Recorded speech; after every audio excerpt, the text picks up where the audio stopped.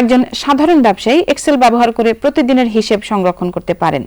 বিভিন্ন অধ্যায়ে বিভিন্ন প্রকার ফর্মুলা, ফাংশন এবং উদাহরণের মধ্য দিয়ে এক্সেলের বিভিন্ন প্রকার ব্যবহার শেখানো হয়েছে। বর্তমান উদাহরণটি সেই তুলনায় খুবই সহজ। প্রতিদিনের হিসেব সংরক্ষণের জন্য মোটামুটি একই রকম খাতের নাম প্রতিদিন নতুন করে টাইপ করতে হয়। এতে প্রতিদিন একই কাজের পুনরাবৃত্তি করার ফলে সময় ও শ্রমের অপচয় হয়। সময় ও শ্রমের পুনরাবৃত্তি পরিহার করার জন্য টেমপ্লেট তৈরি করে নেওয়া যেতে পারে। টেমপ্লেট হচ্ছে এক ধরনের স্থায়ী ছক বা ফর্ম। ধরা যাক হিতৈষী ছাপাখানা নামে একটি মুদ্রণ প্রতিষ্ঠানের প্রতিদিনের হিসেব সংরক্ষণের জন্য এরকম একটি ওয়ার্কশিট তৈরি করে নেওয়া যেতে পারে। এই ওয়ার্কশিটে হিতৈষী ছাপাখানার 10 নভেম্বর 2011 তারিখের আয়, ব্যয় এবং স্থিতির হিসেব করা হয়েছে। নগদ 3000 টাকা নিয়ে দিনের শুরু হয়েছে। সারা দিনে 4টি খাত থেকে টাকা পাওয়া গেছে। বই সরবরাহের বিল থেকে পাওয়া গেছে 3000 টাকা, জার্নাল সরবরাহের বিল থেকে পাওয়া গেছে 4000 টাকা, পোস্টার ছাপার বিল থেকে পাওয়া গেছে 2000 টাকা এবং পত্রিকা ছাপার অগ্রিম হিসেবে পাওয়া গেছে 1000 টাকা। D10 ঘরে সমান সমান সাম প্রথম বন্ধনী D6 কোলন D9 প্রথম বন্ধনী ফর্মুলা টাইপ করে কিবোর্ডের এন্টার বোতামে চাপ দিয়ে মোট আয়ের পরিমাণ পাওয়া গেছে 10,000 টাকা। সারা দিনে 4টি খাতে খরচ হয়েছে। কাগজ ক্রয়ের জন্য ব্যয় হয়েছে 4000 টাকা, কালি ক্রয়ের জন্য ব্যয় হয়েছে 1000 টাকা, কাটার মেশিন মেরামতের জন্য ব্যয় হয়েছে 500 টাকা, কর্মচারীদের বিকেলের নাস্তার জন্য ব্যয় হয়েছে 200 টাকা। সমান সমান সাম প্রথম বন্ধনী D12 কোলন D15 প্রথম বন্ধনী ফর্মুলা টাইপ করে কিবোর্ডের এন্টার বোতামে চাপ দিয়ে মোট ব্যয় পাওয়া গেছে 5700 টাকা। D17 ঘরে সমান সমান সাম প্রথম বন্ধনী D4 যোগ D10 বিয়োগ D16 প্রথম বন্ধনী ফর্মুলা টাইপ করে কিবোর্ডের এন্টার বোতামে চাপ দিয়ে দিনের স্থিতির পরিমাণ পাওয়া গেছে 7300 টাকা। D4 ঘরে দিন শুরুর 3000 টাকার সঙ্গে D10 ঘরের মোট আয় যুক্ত হয়ে মোট পরিমাণ দাঁড়িয়েছে 13000 টাকা।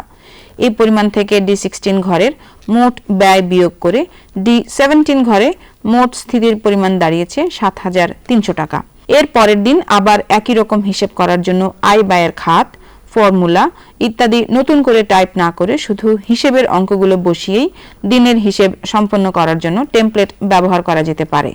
বর্তমান ওয়ার্কশিটকে টেমপ্লেটে পরিণত করার জন্য ফর্মুলা বিশিষ্ট সেল বা ঘরগুলো বাদ দিয়ে সংখ্যার অন্যান্য ঘর সিলেক্ট করে মুছে ফেলতে হবে।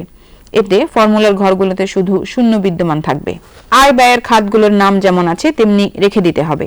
এবার ফাইল মেনু থেকে সেভ অ্যাজ কমান্ড দিলে সেভ অ্যাজ ডায়ালগ বক্স পাওয়া যাবে। ডায়ালগ বক্সের ফাইল নেম ঘরে এই ফাইলটির নাম লেখা যেতে পারে হিতৈষী টেম্প। সেভ অ্যাজ টাইপ তালিকা থেকে এক্সেল টেমপ্লেট সিলেক্ট করতে হবে। ডায়ালগ বক্সের সেভ বোতামে ক্লিক করতে হবে। এরপর নির্দিষ্ট ফোল্ডার থেকে হিতৈষী টেম্প নামে সেভ করা টেমপ্লেট ফাইলটি খুলতে হবে।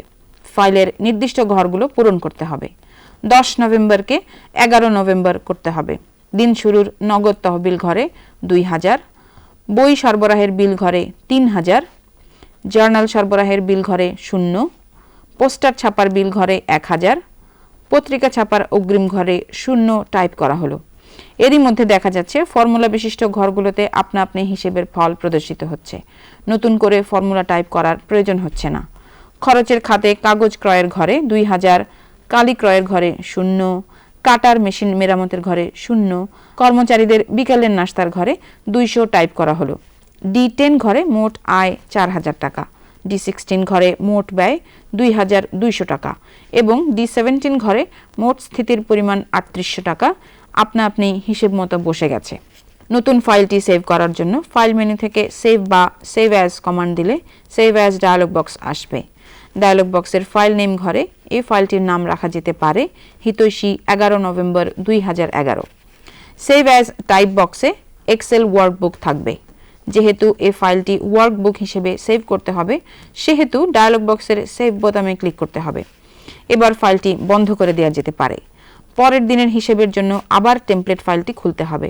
দেখা যাবে টেমপ্লেট ফাইলটির সংখ্যা বিশিষ্ট ঘরগুলো আগের মতোই শূন্য রয়েছে। 10 নভেম্বরকে 12 নভেম্বর করতে হবে। দিন শুরুর নগদ তহবিল ঘরে 1000, বই সরবরাহের বিল ঘরে 2000, জার্নাল সরবরাহের বিল ঘরে 500, পোস্টার ছাপার বিল ঘরে 0, পত্রিকা ছাপার অগ্রিম ঘরে 0 টাইপ করা হলো। এরই মধ্যে দেখা যাচ্ছে ফর্মুলা বিশিষ্ট ঘরগুলোতে আপনা আপনি হিসেবের ফল প্রদর্শিত হচ্ছে। নতুন করে ফর্মুলা টাইপ করার প্রয়োজন হচ্ছে না। খরচের খাতে কাগজ ক্রয়ের ঘরে 2000, কালি ক্রয়ের ঘরে 0, কাটার মেশিন মেরামতের ঘরে 0, কর্মচারীদের বিকালের নাস্তার ঘরে 200 টাইপ করা হলো। D10 ঘরে মোট আয় 2500 টাকা, D16 ঘরে মোট ব্যয় 2200 টাকা এবং D17 ঘরে মোট স্থিতির পরিমাণ 1300 টাকা আপনা আপনি হিসেব মতো বসে গেছে। নতুন ফাইলটি সেভ করার জন্য ফাইল মেনু থেকে সেভ বা সেভ অ্যাজ কমান্ড দিলে সেভ অ্যাজ ডায়লগ বক্স আসবে। ডায়লগ বক্সের ফাইল নেম ঘরে এই ফাইলটির নাম লেখা যেতে পারে হিতৈষী 12 নভেম্বর 2011। সেভ অ্যাজ টাইপ বক্সে এক্সেল ওয়ার্কবুক থাকবে। যেহেতু এই ফাইলটি ওয়ার্কবুক হিসেবে সেভ করতে হবে সেহেতু ডায়লগ বক্সের সেভ বোতামে ক্লিক করতে হবে। ফাইলটি বন্ধ করে দেয়া হলো। এবার 10 নভেম্বর 2011 ফাইলটি খোলা হলো। দেখা যাচ্ছে 10 নভেম্বর 2011 তারিখের ফাইলটি এসেছে। এবার 11 নভেম্বর 2011 ফাইলটি খোলা হলো। দেখা যাচ্ছে 11 নভেম্বর 2011 তারিখের ফাইলটি এসেছে।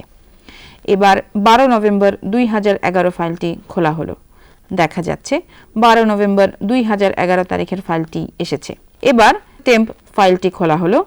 দেখা যাচ্ছে টেমপ্লেট ফাইলটির সংখ্যা বিশিষ্ট ঘরগুলো আগের মতোই শূন্য রয়েছে। নতুন দিনের হিসেবের অঙ্কগুলো টাইপ করে হিসেব সংরক্ষণের কাজ সম্পন্ন করতে হবে।